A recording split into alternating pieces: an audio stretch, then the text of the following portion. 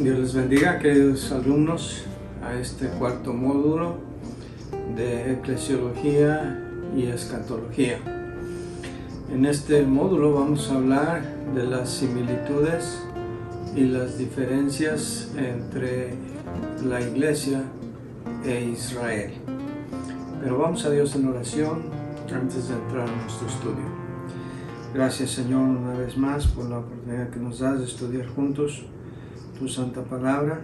Señor, necesitamos de la dirección de tu Espíritu Santo, ya que nosotros, Señor, somos propensos al error, estamos ciegos en cuanto a ser dirigidos a toda verdad por nosotros mismos, y por ello necesitamos tu Espíritu Santo, a quien tú prometiste que nos guiaría a toda verdad, especialmente en esta área, Señor, en donde buenos hombres han tomado una posición equivocada en cuanto a estas doctrinas. Danos, Señor, ese discernimiento para nosotros ser librados de este error. Bendice nuestro tiempo juntos. Te pido por cada estudiante, por sus familias, por sus ministerios, por sus necesidades. Sé con cada uno, Señor. Te lo pido en el nombre de Cristo. Amén. Antes de entrar específicamente a ver las similitudes y las diferencias entre Israel y la Iglesia, necesitamos primeramente entender la fuente, de dónde se origina todo esto. Y la raíz de este problema está en la hermenéutica, en la interpretación bíblica. Entonces vamos a hablar de este asunto de la hermenéutica, aunque yo sé que ustedes ya tomaron o van a tomar la clase de hermenéutica. No me voy a meter aquí en tanto detalle, pero sí lo suficiente para establecer el fundamento de lo que nosotros necesitamos cubrir. ¿Qué es hermenéutica? La hermenéutica es simplemente una ciencia que ayuda a interpretar textos antiguos. Y la hermenéutica bíblica, pues, es la ciencia de interpretar los textos antiguos en los que se basa la palabra de Dios, la Biblia. Ahora, hay básicamente dos métodos de interpretación de la Biblia. Uno es el método literal, o también llamado el método histórico-gramatical. Y en lo que se basa este método es que cuando un pasaje de la Escritura tiene buen sentido al interpretarlo literalmente, no hay que buscar otro sentido. La interpretación literal, por supuesto, toma en cuenta el contexto histórico en el que se escribe un pasaje, y por supuesto también valora y respeta las leyes gramaticales tanto del idioma fuente en las que se escribió originalmente la palabra de Dios, como en el idioma en el que se ha vertido.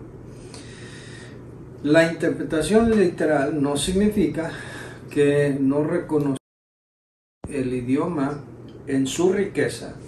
Tiene figuras de lenguaje, y reconocer del lenguaje embellecen mucho más el idioma. Y esas figuras del lenguaje son como la hipérbole, el símil, la alegoría, parábolas, elipsis, etc. De hecho, el Señor Jesucristo habló en parábolas para para conducir a unas verdades espirituales muy importantes. Se dice que una parábola es una verdad espiritual ayudándose de una situación terrenal. Entonces el método literal de interpretación bíblica no desconoce, no descarta el elemento alegórico, el simbólico de la palabra de Dios. Por ejemplo, en la Biblia tenemos mucha tipología. En el Antiguo Testamento, por ejemplo, tenemos muchos tipos de Cristo. Moisés es un tipo de Cristo. Isaac, que fue ofrecido por su padre, es un tipo de Cristo. Josué, como libertador, es un tipo de Cristo. En fin, en la Biblia tenemos mucha tipología. Pero precisamente para que todos estos elementos simbólicos puedan ser interpretados y apreciados en toda su extensión, se necesita primero entender el lenguaje literal, como por ejemplo cuando la Biblia dice que los montes dan saltos de júbilo y los árboles dan palmadas de aplausos. Bueno, se entiende primero, hay que entender primeramente que son saltos, que son aplausos, para poder entender y apreciar esa figura del lenguaje. Obviamente esto es una analogía, porque por supuesto estos elementos no realizan este tipo de acciones. En cambio, el otro método de interpretación, que es el que a ellos les gusta llamarlo espiritualista, que es más bien el método alegórico, este método espiritualiza a todo. Tratan de ver detrás de cada palabra literal, tratan de ver alguna enseñanza, algún significado espiritual. Este método, el método alegórico, fue popularizado por la así llamada Escuela de Alejandría. Los proponentes más destacados de la Escuela de Alejandría fue Clemente de Alejandría, padre de la Iglesia, y Orígenes. Aunque Orígenes lo empujó, lo explotó aún mucho más. Para Orígenes, todo pasaje de la Escritura tenía tres sentidos: el sentido moral, el sentido literal y el sentido alegórico, y había que entenderlo. Según Orígenes, la Escritura está escrita en un código, y es la responsabilidad del estudiante de la Biblia descifrar ese código para encontrar el verdadero significado del mensaje de Dios. Ahora, hay varios problemas de distinción, o más bien la falta de distinción de esto. Por ejemplo, los milagros son espiritualizados. Fácilmente los proponentes de la forma de interpretar alegórica despiden, rechazan, esa es la palabra, encubiertamente, ¿verdad? Rechazan los milagros de la Biblia porque tener una aplicación literal, según ellos. Aquí es en donde entran elementos como, por ejemplo, la creación comparada con la evolución. Porque los que interpretan la Biblia alegóricamente dicen que Adán no fue realmente un personaje literal, sino que es un símbolo nada más que representa a toda la raza humana. Y por lo tanto, muy bien Dios pudo haber creado el mundo no en 6 días literales, sino en un proceso evolutivo. Y por eso ellos no ven problemas de tratar de conciliar estas dos posiciones. Hay muchos problemas con este método alegórico. Espiritualizan, por ejemplo, caracteres importantes, personajes importantes de la Biblia. Por ejemplo, mismo Satanás es espiritualizado, simplemente significa el mal. El cielo y el infierno no son lugares literales, sino que son estados de felicidad o de tristeza y de depresión y de un estado emocional de pérdida, ¿verdad? Alejados de Dios, desprovistos de las bendiciones de Dios. lugares, eventos de la Biblia se espiritualizan, como por ejemplo el diluvio. No es más que una ilustración muy ingeniosa de parte de Dios para sembrar o inspirar el temor en los seres humanos respecto al castigo, porque ¿cómo es posible que pueda haber una lluvia tan fuerte por tantos días que se cubriera toda la tierra?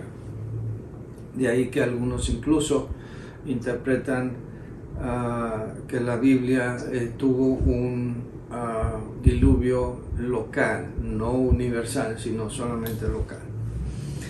Y lo que nos importa más en lo que estamos estudiando ahora es que confunden la Israel del Antiguo Testamento con la iglesia. Para ellos la iglesia es la Israel espiritual. Y todas las promesas y todos los pactos hechos de Dios con Israel como nación ahora se aplican a la iglesia, ya que la iglesia es el Israel espiritual.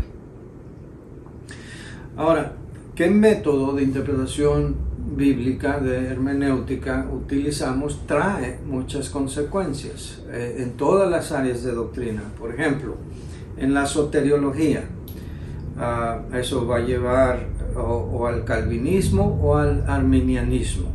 En cuanto a eclesiología, del gobierno de la iglesia, una interpretación alegórica va a conducir a un tipo de gobierno episcopal, como lo estudiamos en el módulo anterior. En cuanto a las cosas del futuro, a la escatología, la interpretación literal de la Biblia va a llevar a una posición premilenialista, o sea que Cristo viene para establecer su reino milenial aquí en la tierra literalmente, mientras que los que interpretan la Biblia en forma alegórica o niegan que va a haber un milenio literal, esos son los amilenialistas, como la Iglesia Católica, que no cree que va a existir el milenio, sino que ahora ya reina Cristo, y en un sentido reina a través del Papa, y que la función de cada cristiano es ir estableciendo el reino de Dios aquí en la tierra por cuanto medio sea posible. De ahí que la Iglesia Católica, por ejemplo, justifique la intervención subvertiva, por ejemplo, de la orden de Ignacio de Loyola, conocida como los jesuitas, en las que ellos se infiltran en las iglesias, siembran discordias, siembran problemas entre las iglesias. La orden de Ignacio de Loyola, algunos la han comparado como la Gestapo, como el FBI o la CIA de la Iglesia Católica. En fin, la manera como uno interpreta la Biblia va a traer muchas implicaciones en todas las áreas de la teología. Y por supuesto, una cosa que queda bien evidente es que ninguna denominación o grupo o teólogo que interpreta la Biblia literalmente ha caído en el liberalismo. Por el contrario, todos aquellos que interpretan, ya sea parcial o totalmente, el método literal, el método alegórico, caen en algún tipo de liberalismo, porque niegan los milagros del Señor Jesucristo o de toda la Biblia, niegan que exista un cielo, un infierno literal, niegan la posibilidad de que Cristo haya nacido de una virgen, niegan la realidad del pecado, y por lo tanto no hay necesidad de un Salvador, en fin, muchas implicaciones. Pero este es un punto muy importante: no hay liberalismo en la hermenéutica literal, en la interpretación literal de la Biblia. Ahora, hay dos sistemas de ver cómo está organizada la Biblia en cuanto a la interpretación. dos sistemas que se basan en estos dos métodos de interpretación. Uno es el dispensacionalismo, que utiliza el método literal de interpretación bíblica, y la teología del pacto. Y vamos a ver cómo se aplica todo esto a lo que nos interesa en este módulo. El punto de partida es el método de interpretación bíblico que utilizan.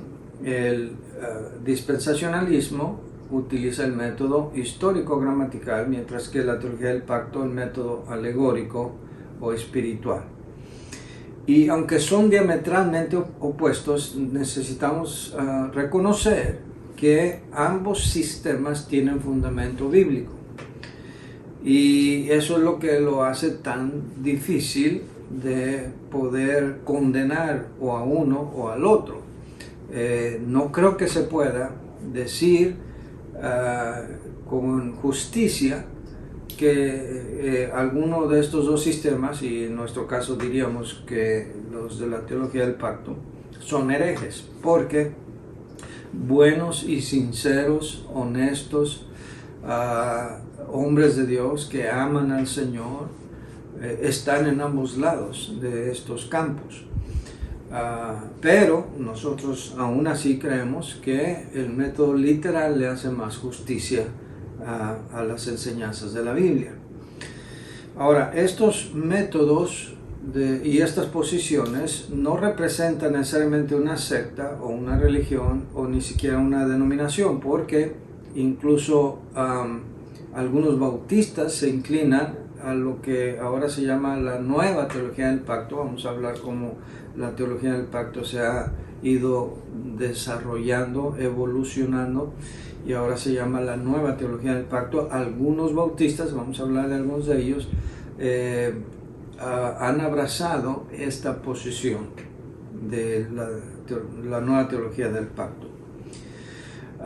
Pero no podemos decir que tal o cual denominación toma tal o cual posición. Pero, habiendo dicho eso, parece más evidente que por lo menos las iglesias reformadas, me refiero al presbiterianismo, son los que han abrazado más tanto la teología del pacto como el método alegórico de interpretación. Y en contraste con esto, los bautistas nos hemos inclinado más al método literal de interpretación y por lo tanto al dispensacionalismo. Algunos hombres de Dios, como ya dije, buenos hombres de Dios que han adoptado la posición de la teología del pacto son como por ejemplo Charles Hodge y Louis Berkhoff, cuyos libros de teología sistemática han sido los libros de texto por excelencia en muchos seminarios. Pero también hay otros grandes hombres de Dios dispensacionalistas como B.B. Warfield y Louis Sperry Chafer, que son los que han abogado más y se han inclinado más al dispensacionalismo.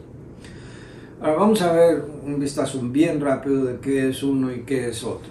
El dispensacionalismo es un sistema de interpretación bíblica en el que Dios trata con el hombre de la misma manera. Todas las etapas, todas las dispensaciones es por fe, pero se caracterizan cada etapa por tres factores que vamos a ver en un momento.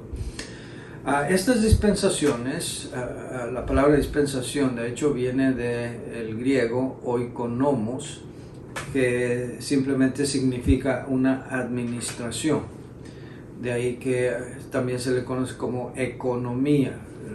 Hay un parecido muy notable entre estas dos palabras. De modo que cuando hablamos de una dispensación o economía, no estamos hablando en términos financieros, estamos hablando en términos de épocas, de periodos de tiempo.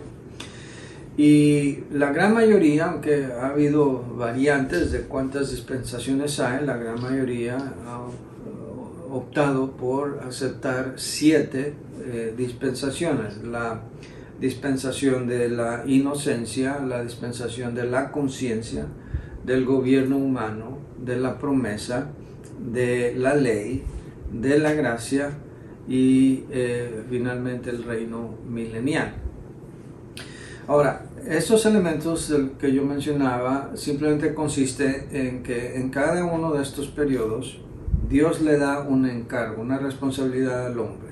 El hombre a su vez falla a su responsabilidad y como resultado, elemento número 3, viene un juicio de Dios, pero a la misma vez una provisión para que el hombre se restaure, para que sea restaurado. Pero en todos ellos, insistimos, el mismo método como Dios salva al hombre es por la fe. Ahora, en este método de dispensacionalismo, los que abogan por esta posición mantienen separadas las entidades de la iglesia y el pueblo de Israel. Reconocemos que el pueblo de Israel tiene sus propios pactos, tiene sus propias promesas, y aunque en esta era de la gracia o la era de la iglesia en la que estamos, se habla de la iglesia como el Israel espiritual y hasta se le da un nuevo sentido a la circuncisión, de no tener circuncisión del cuerpo, sino la del corazón, que es la más importante, y que nosotros como gentiles fuimos injertados como ramas al árbol, y que, en fin, como Pablo habla acerca de la iglesia como la Israel espiritual, y es verdad todo eso. No obstante, si nosotros interpretamos literalmente,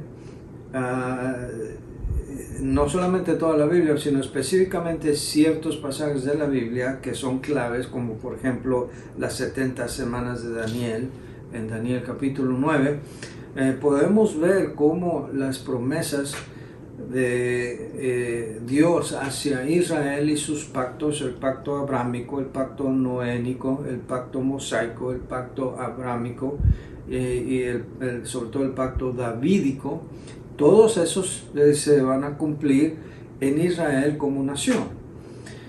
Aunque hay miembros de la nación de Israel que en este tiempo, si han creído en Cristo Jesús como Señor y Salvador y lo han aceptado como su Mesías, ellos como individuos forman parte de la iglesia, pero no ha perdido su identidad, la nación de Israel, como vamos a hablar de esto un poquito más adelante.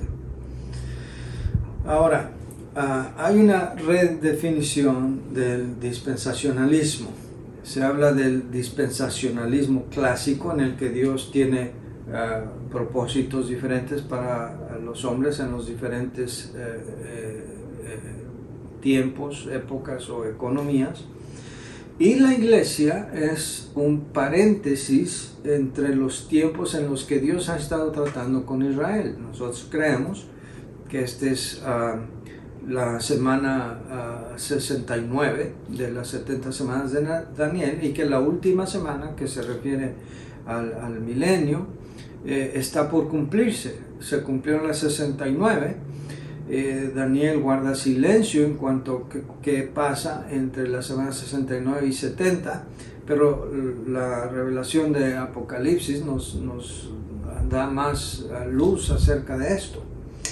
Y siguiendo la interpretación literal, en el dispensacionalismo clásico, entendemos que habrá un cielo literal y habrá un reino literal en la tierra que dura 1000 años, de acuerdo a pasajes del Antiguo Testamento y el Apocalipsis.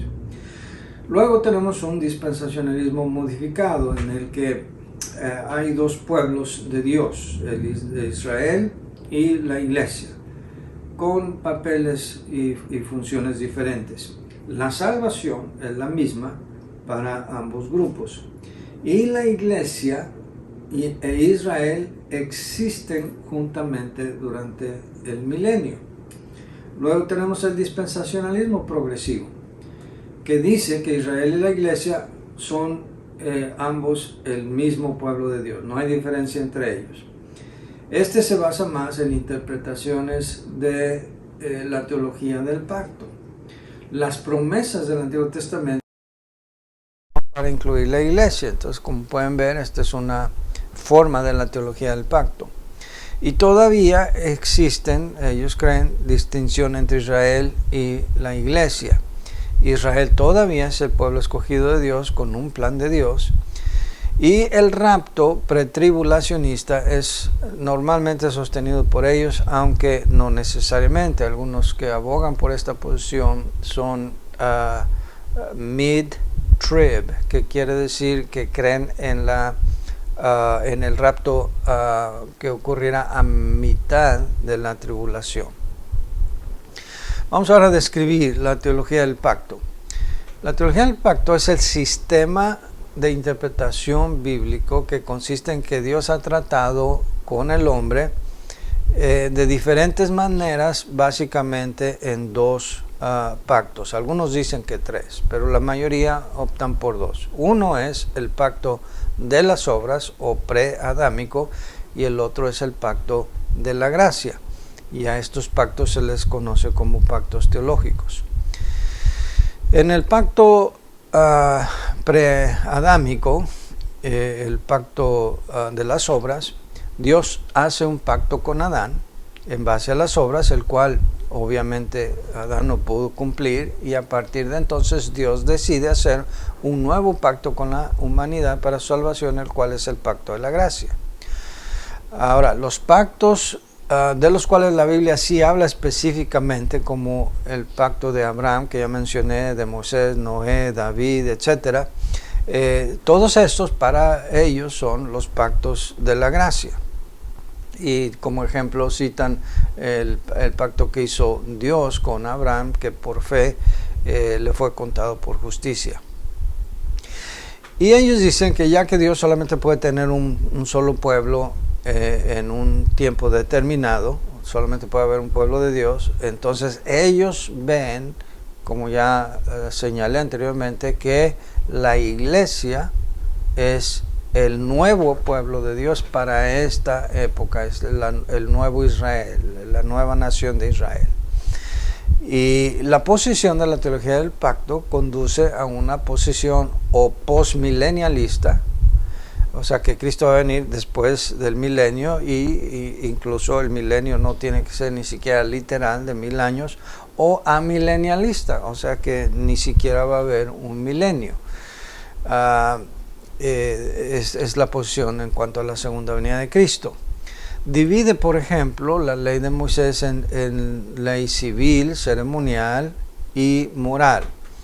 Y las dos primeras fueron ya cumplidas y abrogadas por Cristo. La Iglesia Católica Romana, como ya dije, es amilenialista, y al igual que los de la teología reformada conservadora. Ahora, vamos a hablar de la nueva teología del pacto. Este es un intento en realidad de armonizar las dos posiciones, la dispensacionalista y la de la teología del pacto, de cómo Dios ha tratado con el hombre. La nueva teología del pacto hace diferencia entre la ley de Moisés, bajo la cual ya no está el hombre, y la ley de Cristo, que ahora gobierna al hombre en estos tiempos. Es la misma ley eterna, moral de Dios, pero expresada en códigos distintos. Los que sostienen o defienden la nueva teología del pacto afirman que los otros dos sistemas han terminado en extremos peligrosos que niegan algún aspecto del plan de Dios para la salvación del hombre. Por ejemplo, dicen que los dispensacionalistas creen en la salvación por obras en el Antiguo Testamento. Por supuesto, esto no tiene mucho fundamento, ¿verdad? Porque los dispensacionalistas creemos que la salvación es por fe tanto en el Antiguo Testamento como en el Nuevo Testamento, pero en su razonamiento ellos creen eso. En la nueva teología del pacto, la economía mosaica es vista como un pacto condicional temporal que después fue reemplazado por la gloria del nuevo pacto, segunda de Corintios 3, 6 y 14. Algunos que se consideran bíblicos recientemente se han adherido a este sistema. Se les hace que este sistema tiene más sentido, pero no es otra forma encubierta, no es otra cosa más que una forma encubierta de la nueva teología del pacto, de la teología del pacto. Calvinista es calvinista en cuanto a soteriología, en cuanto a escatología inaugurada, o sea, no hay un milenio literal. Y algunos modernos bautistas como John Piper y otro bien reconocido maestro y predicador, John MacArthur, que no es bautista, pero tiene un tipo de gobierno en su iglesia reformado, episcopal, se inclinan por esta posición, como voy a citarlos y a describirlos más adelante. Este no es más que el dispensacionalismo progresivo, del que hablé un poquito más atrás, solamente que con otro nombre. Y algunos de estos defensores sí creen en el milenio literal, pero otros no. Y claro, se ven forzados a aceptar esto porque si, como bautistas, están inclinados a interpretar la Biblia de una forma literal, es muy difícil sacarle la vuelta a la realidad de que la Biblia habla de un reinado milenial literal de nuestro Señor Jesucristo. Ahora, vamos a ver los peligros de esta nueva teología del pacto. Voy a citar a uno de estos conocidos predicadores, ya que tienen tantos seguidores, John Piper. John Piper es el fundador y maestro de DesiringGod.org y es el canciller del seminario y colegio bíblico Bethlehem o Belén. Por 33 años ha sido el pastor principal de la Iglesia Bautista Belén o Bethlehem Baptist Church en Minneapolis, Minnesota. Y esto estoy hablando de hace unos 5, 6, 8 años por ahí, o sea que él debe tener más años para ahora. Él creció en Greenville, Carolina del Sur, estudió en Wheaton College, en Fuller Theological Seminary, que es un seminario liberal, y en la Universidad de Múnich, donde obtuvo su doctorado. El doctor John Piper y su esposa Moel tienen 4 hijos, una hija y 12 nietos. Su obra. Por 6 años dio clases de Biblia en el Colegio Bethel en St. Paul, Minnesota, y en 1980 aceptó el llamado a servir como pastor de la iglesia Belén o Bethlehem. El Dr. Piper es autor de más de 50 libros y más de 30 años de su predicación y enseñanza están disponibles en su página oficial DesiringGod.org. Ahora, su influencia en cuanto a la nueva teología del pacto. Niega el dispensacionalismo, aunque cree en el milenio. Este es uno de esos casos raros. Él es bautista. Considera que hay algún tipo de mérito en el pacto de las obras, pero no se declara abiertamente a favor de él. En cuanto a la ley de Moisés, su posición está más cerca de la nueva teología del pacto que la de la teología del pacto. Y aquí lo cito literalmente. Dice: ¿significa esto que los creyentes no están sujetos a ninguna ley divina? No, porque la ley de Moisés ha sido reemplazada por la ley de Cristo. La nueva teología del pacto hace distinción entre la ley moral eterna y el código en la que Dios nos expresa esa ley. La ley de Moisés es una expresión de la ley moral eterna de Dios como un código particular que también contiene reglamentos positivos pertinentes al propósito temporal del código. Y por lo tanto, la cancelación de la ley mosaica no significa que la ley moral es cancelada en sí misma. Más bien, al cancelar la ley mosaica, Dios nos dio una expresión diferente de su ley moral eterna, o sea, la ley de Cristo, que consiste en las instrucciones morales de la enseñanza de Cristo y del Nuevo Testamento. La cuestión clave que la nueva teología del pacto trata de hacer ver es a dónde se va a buscar la expresión de la ley moral eterna de Dios en la actualidad. ¿Miramos a Moisés o miramos a Cristo? La nueva teología del pacto dice que miramos a Cristo. Dios, para John Piper, ya no tiene un plan para el Israel del Antiguo Testamento, sino solo para el Israel reconstituido, que es la iglesia. John Piper tiene una tendencia hacia el antisemitismo. Dios no tiene interés en el Estado de Israel ni en el pueblo judío. Aquí cito otra vez a John Piper. Cristo es donde nos encontramos con Dios. Si tú dices, ¿en qué parte del planeta en la actualidad es un lugar santo para que pueda ir yo a hacer una peregrinación y estar en la casa de Dios? Respuesta, Cristo. ¿Quiere usted ir a un lugar santo en el planeta? Quédese donde está, quédese quieto y venga a Cristo. No hay lugares santos en la religión cristiana. 0.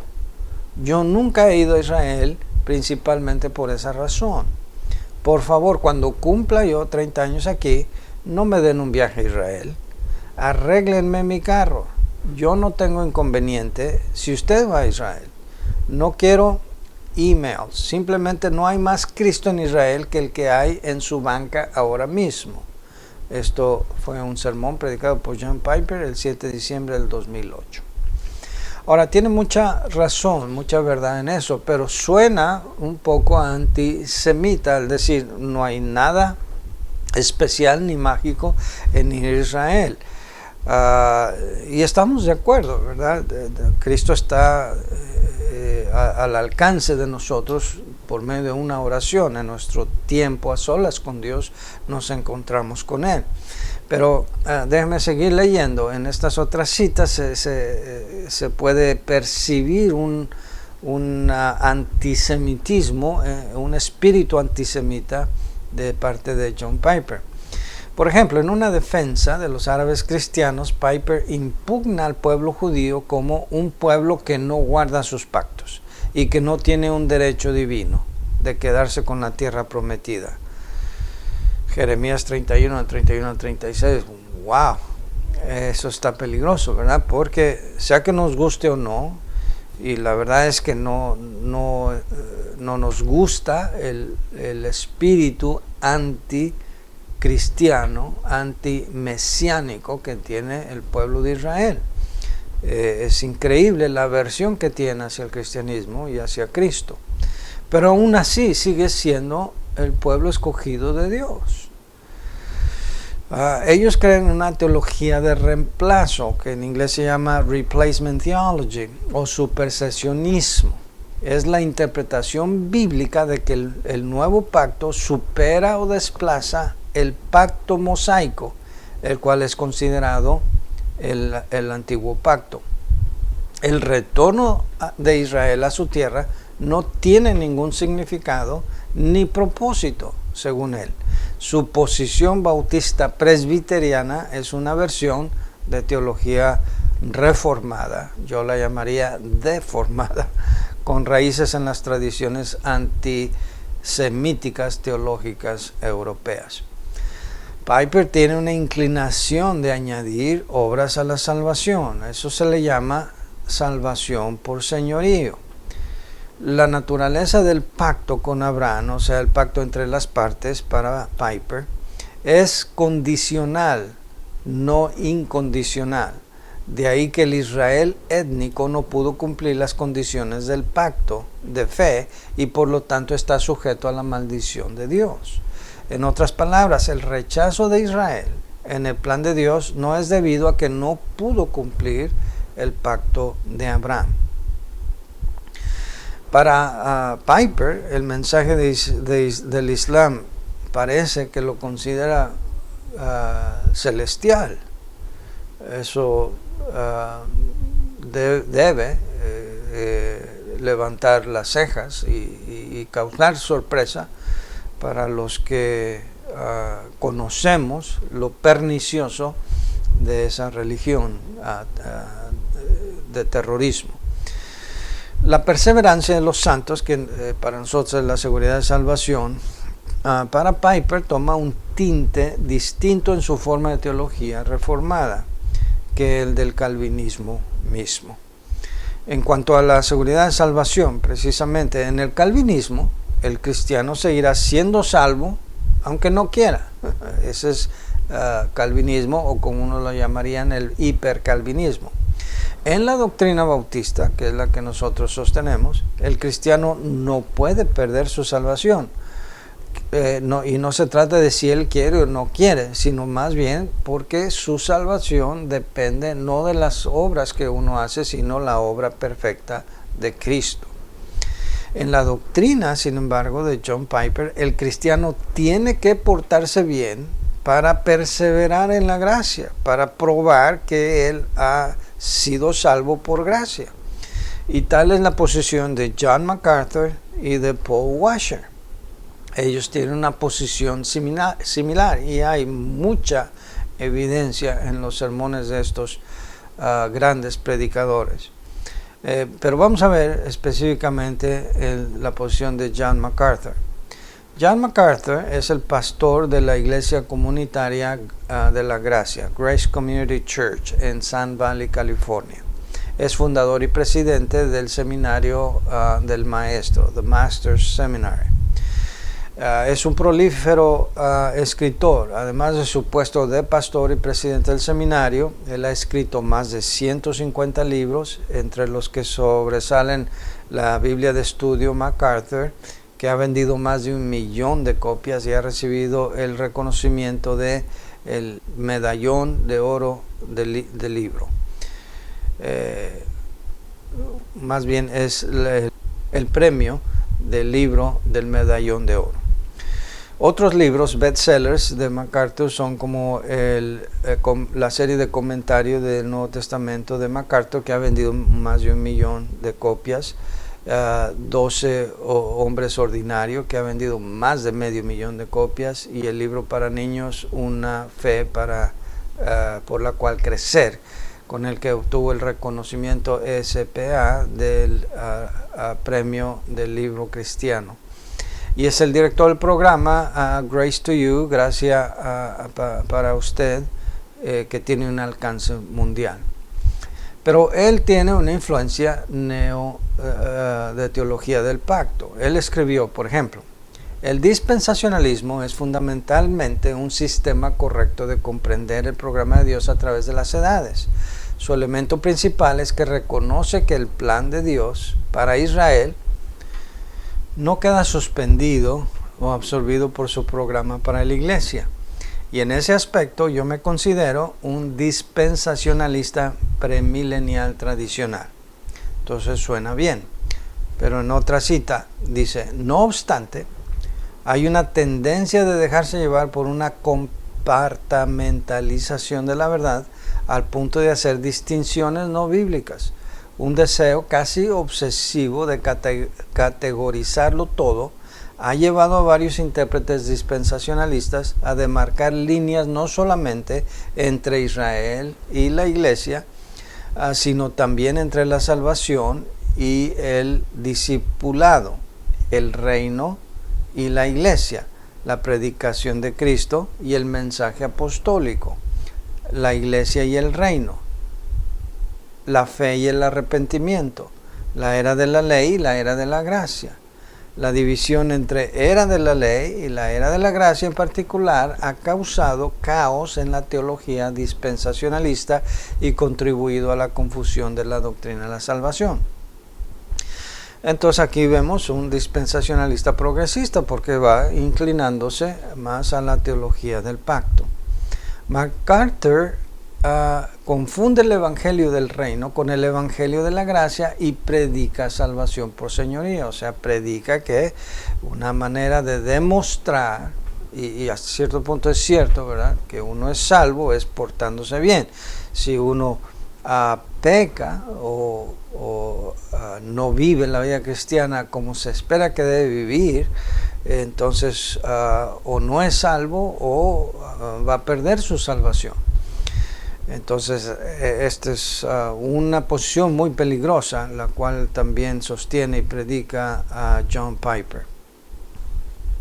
Bien, ahora vamos a ver el contraste entre la iglesia de Israel, y esto lo he tomado de una página de una iglesia que es la Iglesia Bautista Middletown, y en su guía para el estudio de este módulo está el enlace por si ustedes quieren irlo a ver allí. Está en inglés, yo le he hecho algunas pequeñas modificaciones. Contraste entre Israel y la iglesia. En cuanto a entidad, Israel es una nación escogida por Dios y sustentada por promesas dadas por juramento. Y aquí aparecen todos los pasajes, ustedes pueden buscarlo si gustan. Aquí en la clase no me va a dar tiempo, por eso ni siquiera voy a mencionar los pasajes, pero ustedes lo tienen en su guía. No todos los individuos de esta nación escogida son salvos, mientras que la iglesia es una asamblea de creyentes que han sido llamados y que han sido bautizados en el cuerpo de Cristo. Cada miembro del cuerpo de Cristo es salvo, pero hay multitudes de cristianos profesantes que no son salvos. En cuanto a origen, Israel tiene su origen en Abraham, Isaac y Jacob, siendo Jacob el padre de las 12 tribus. Mientras que la iglesia tiene su origen, según esta iglesia, en el día de Pentecostés, cuando los primeros creyentes fueron puestos en el cuerpo de Cristo. Bueno, ahí es cuando vemos que los nuevos creyentes se añadieron, ¿verdad? Pero ustedes ya han estudiado conmigo la posición de que la iglesia no comenzó el día de Pentecostés. Pero en fin, así dice este website. El alcance de los testigos. Para Israel, en el programa de Dios, para Israel sus testigos son una nación. Lo menciona Isaías.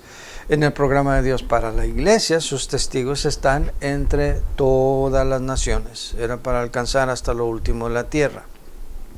El alcance geográfico. El programa de Dios para Israel estaba centrado en Jerusalén, Mateo 23, y estará nuevamente centrado en Jerusalén durante la tribulación y durante el milenio. Mientras que para la iglesia, el programa de Dios para su iglesia comenzó en Jerusalén y se extendió hasta lo último de la tierra. La iglesia se identifica con el Cristo resucitado, no con alguna ciudad terrenal. El centro de esperanza. La esperanza y expectativa de Israel era terrenal, centrada en el establecimiento del reino del Mesías, profetizado por los profetas. La esperanza y expectativa de la iglesia es celestial, centrada en la gloriosa manifestación de Cristo para llevar su pueblo al cielo. La revelación de su plan. El propósito y programa de Dios para Israel fue revelado en las Escrituras del Antiguo Testamento, mientras que el propósito y programa de Dios para la iglesia no fue revelado en el Antiguo Testamento, sino fue revelado en el Nuevo Testamento por los apóstoles y los profetas. El sacrificio de animales. La historia de Israel, presentada en Daniel 9:24, las 70 semanas o 490 años, incluye sacrificios de animales. Estos años incluirán la tribulación. La historia milenial de Israel también los incluye. Mientras que la historia de la iglesia no incluye sacrificios de animales. El sacrificio del Mesías es recordado por medio de la cena del Señor. El templo judío. La historia de Israel, presentada en Daniel 9:24, los 490 años, que también incluyen la tribulación, envuelve un templo en Jerusalén. Lo mismo es válido en el milenio.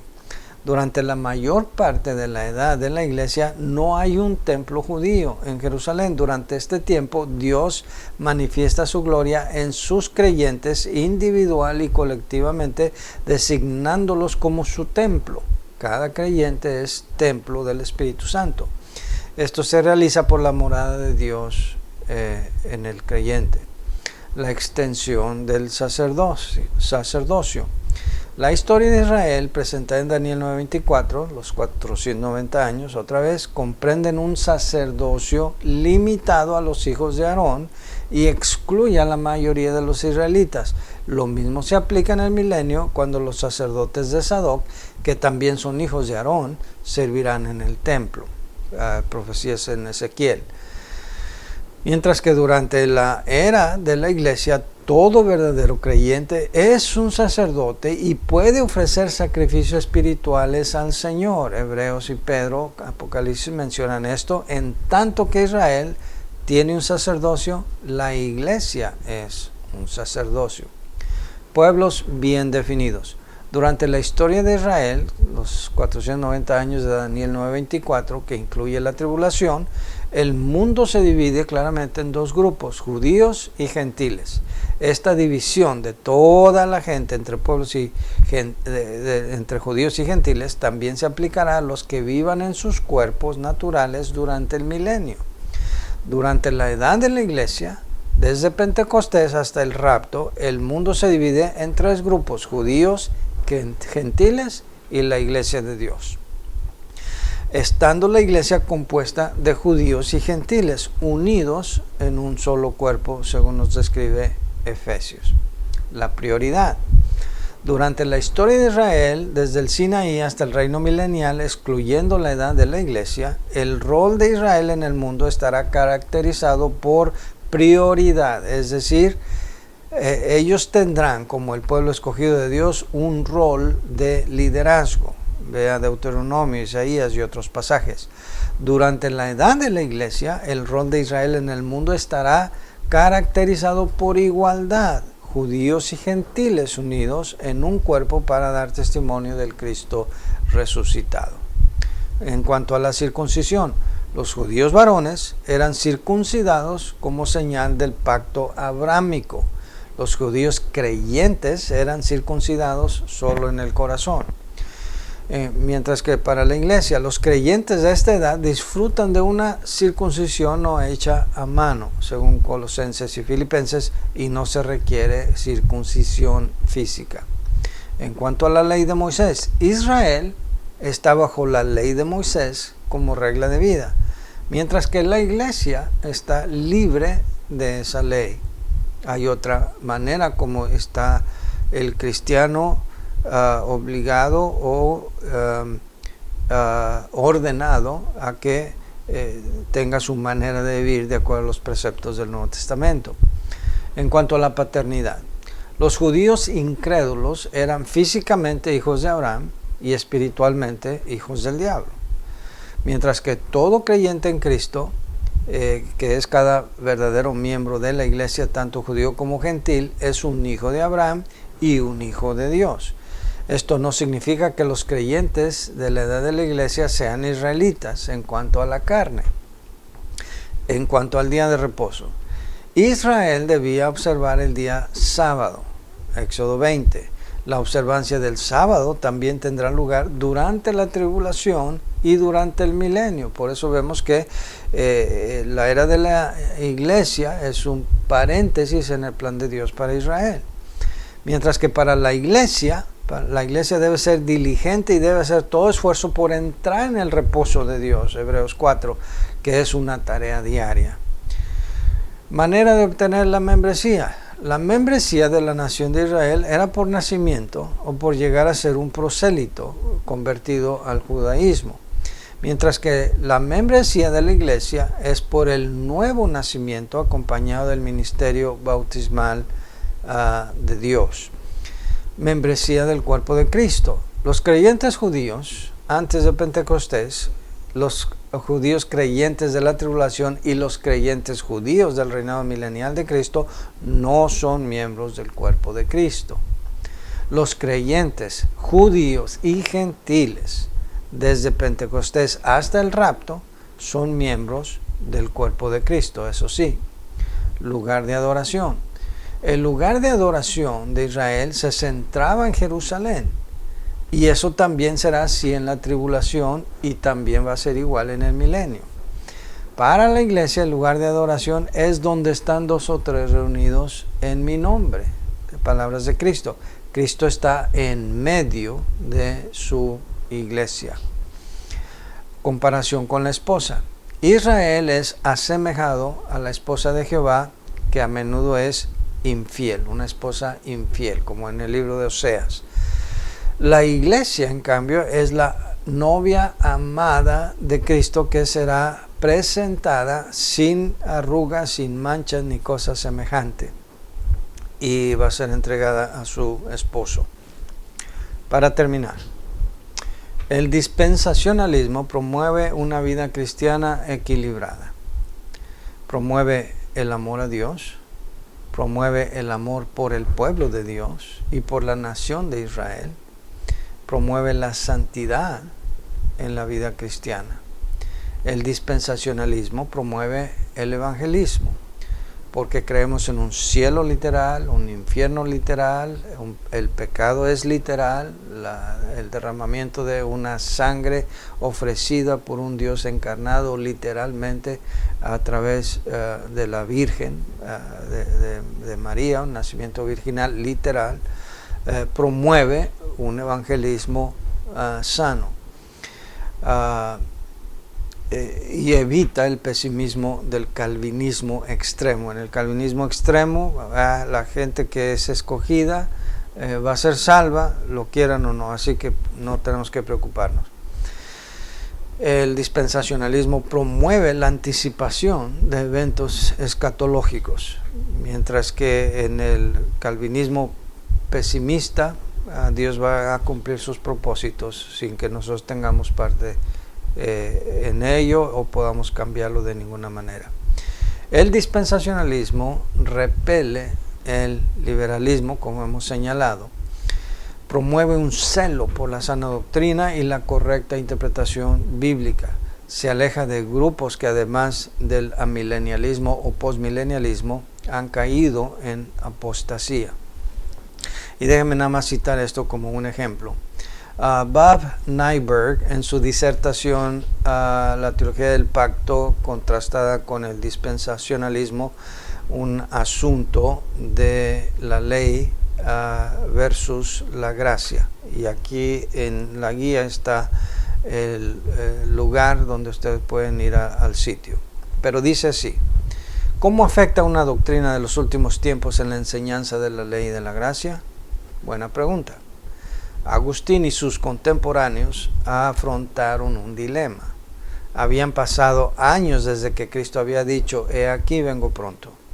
Al eliminar el regreso literal de Cristo por su iglesia, Agustín sin duda sintió que le estaba ayudando a Dios. Después de todo, no había regreso literal ni milenio literal, por lo tanto Cristo podía estar reinando sobre su reino espiritual desde el cielo. Las promesas literales dadas a Israel en el Antiguo Testamento podían ser aplicadas espiritualmente a la iglesia. Sin embargo, aplicar esas promesas a la iglesia vino bajo un tremendo costo. Si la iglesia es el Israel espiritual, entonces debe cumplir la ley. Si no para salvación, entonces por lo menos para la vida cristiana. Y ese es el dilema de muchos que abogan, defienden o promueven la teología del pacto o el dispensacionalismo progresivo o algunas ramificaciones del movimiento mesiánico de nuestros días. Pues bien, hermanos, esta es nuestra clase para hoy. Dios les bendiga. Gracias por acompañarme.